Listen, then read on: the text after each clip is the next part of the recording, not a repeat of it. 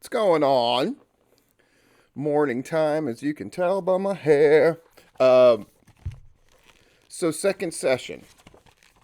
The book definitely takes a different tack now. We're into the chapter called Personal Story. Like I said, I think they did themselves a lot of favors. Well, Mox did himself a lot of favors by starting the book the way that he did. He got into wrestling stuff. He got into very intense wrestling stuff. Showed his sense of humor. The whole unreliable narrator bit that he then went back on. And now this story about his dad. Now, he had mentioned his dad early on. But this story about his father and about how he had a truck, which meant everybody's asking him to do stuff. And I like that how he kind of lets you know where he is in life by the money that he was expecting for certain things. And that's when you don't have a lot of money. I think that's what you tend to do. I know that's what I tend to do. And so, he was like this part right here. We might be hauling an old fridge or washing machine to the dump, but whatever we hauled, we hope to score a $20 payday at least. So that's where he is financially, right? At this point in his life. And they go to Cub Foods parking lot. And the dad basically says, like, fill the carts with groceries. What kind? What families eat for dinner? Fill them up. So they're putting all this food in there. Get non-perishables. Get stuff that kids would like. So they're getting all these kids cereals. And he's like, just follow me. And the dad's not telling him what's going on. And they go to a residential neighborhood in Dayton, Ohio. Basically, they go to an employee's house. The dad is like a supervisor type, and it's one of the guys under his charge who isn't doing very well. And then they just show up with all this food, and they're instructed to drop off the food and just say it's from an anonymous friend. So Moxley, again, without saying it, you can tell learned from this of like be charitable, be caring, and don't want credit for it. And he goes into great detail about the excitement of the kids and what the guy's wearing. I don't know if this is an editor helping him or if his natural instinct, but he really sets the tone with visuals and with the audio. Like he doesn't necessarily quote what people are saying directly, but he's just like, the air is filled with praise Jesuses, in other words. And you can hear it, you can see it. It's just good writing. And then he goes into the flick pick and he talks about Point Break and why it's his favorite movie. So now we get music. We get his favorite movies. Like Jon Moxley's that dude, man. He's a guy that you just want to be around. He's a guy that you want to be friends with. I found myself reading this. In the next passage, he talks about, this angle with Mick Foley that they tried to pull off in WWE, but Foley just couldn't get medically cleared after they'd set all this stuff up. And then Moxley is very introspective but in retrospect, it wouldn't have been as great. He's like, I would love to say that, if we could have done it, it would have been great. But he's like, they would have tinkered with it and tampered with it and given us scripts. And even with Foley's kind of pull as a guy who's a legend and a great promo cutter, they still wouldn't have let us do exactly what we wanted to do. And I would have responded, at that point in my life, I would have responded very badly. Probably would have cost me my job eventually. That kind of thing. But again, it's so smart to put the wrestling in here and sprinkle it in the kind of unconventional way that they're doing it. And it's also a way that he can talk about FCW. Like FCW, they just let me do whatever they want, and they knew I could cut a promo. And he admits in a part of the book that, like, like Wednesday was promo class with Dusty Rhodes and I didn't pay attention. Like, he's so painfully honest about stuff. And, he had another joke Claudio told him, which is just so silly. And then this chapter called "Why I Don't Ride a Motorcycle" is where he just talks about I'm clumsy, but I gotta nail my woman's birthday. Renee and he are dating. He's gonna buy her a scooter because it's what she wants because she's friends with Lita, I guess, and Lita has a Vespa, which is true. I used to see Lita tooling around Atlanta all the time. Um, and then he wipes out on the Vespa when he rides it out to her. I mean, super funny, super self-deprecating. And then I mean, he just swings you from one direction to another, and he talks about travel and his favorite cities, and the first time he went to Vegas, which he decided with the fucking coin flip. You want to talk about like a young man, like. And again, how I told before in part one, a lot of people wrote me and said like, dude, I can totally relate to the like. I grabbed a bag of clothes and a box and I left everything behind. Moxley apparently did the same thing where it's like, where am I going to live? Austin, Texas or Vegas? Flips a coin. Vegas it is. I can live there a year. If I don't like it, I'll live in Austin a year. If I don't like that, I'll live somewhere else. Like, he really puts you in the mindset that he has from place to place.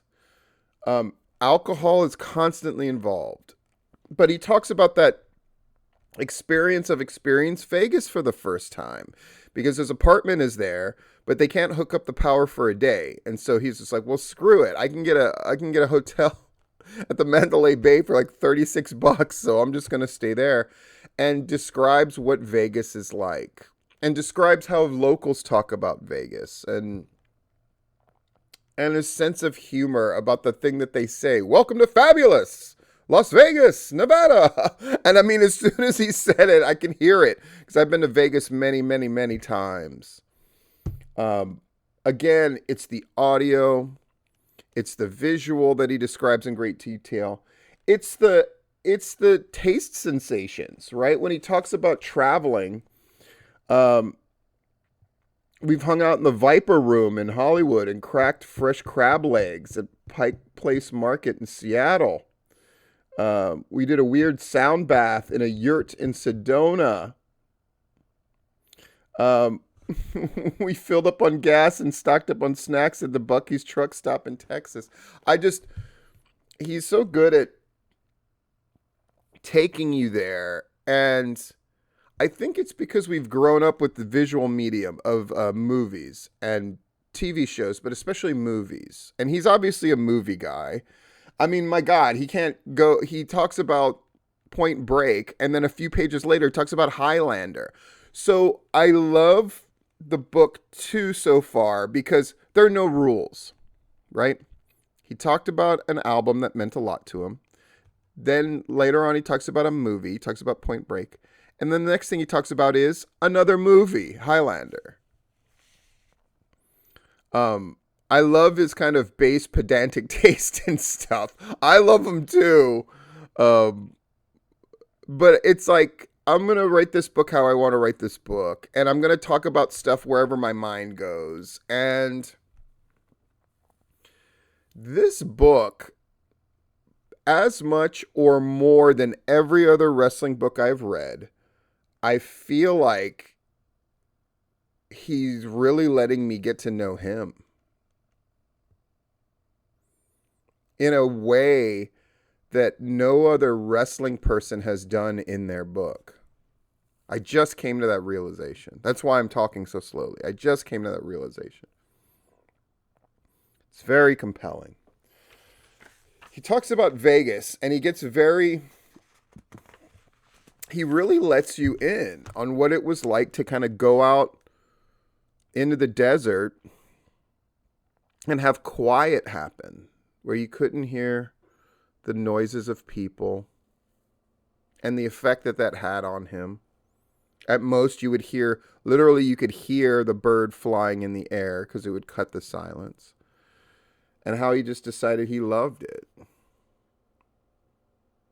And yeah, he has a few like moments of like, and if you don't like it, because he's like, my soul is full. And you can tell he means it when he's saying it, and that his mind is going to that place. That if he was telling you that story, he would be looking here, he would be searching his brain to capture that memory of when he felt like his soul was full.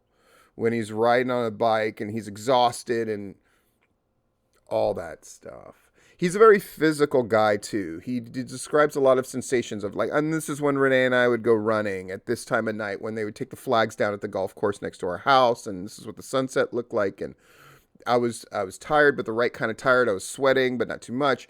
I love the weather. Like, he's a very physical person. Um, yeah, I've never felt like I really got to know somebody in almost any autobiography or biography or whatever like this. This is definitely, I'm letting you into what my mind was thinking, what I was feeling, like private moments, what was going on. Um,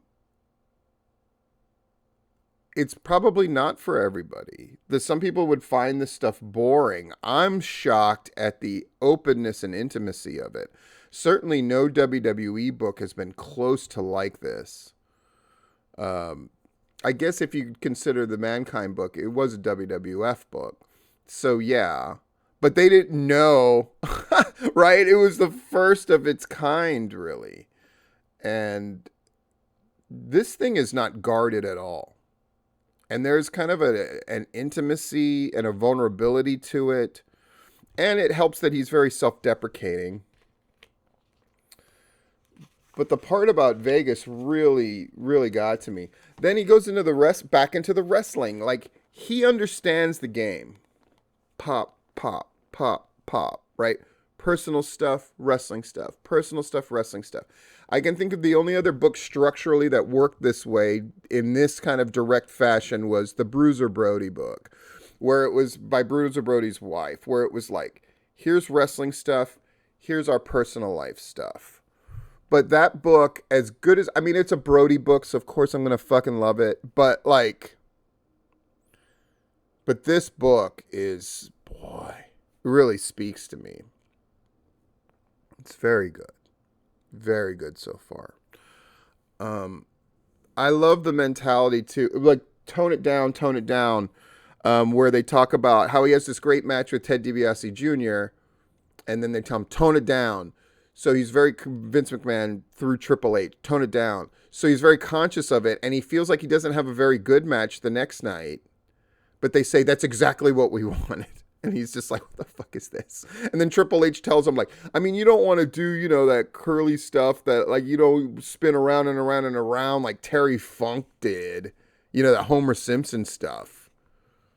And then Moxley, of course, in his mind is just like, Terry Funk's fucking awesome. Which, again, like, I couldn't like Moxley more. And then he goes into this thing about how great Terry Funk is, because Terry Funk is that great. And, tone it down, tone it down.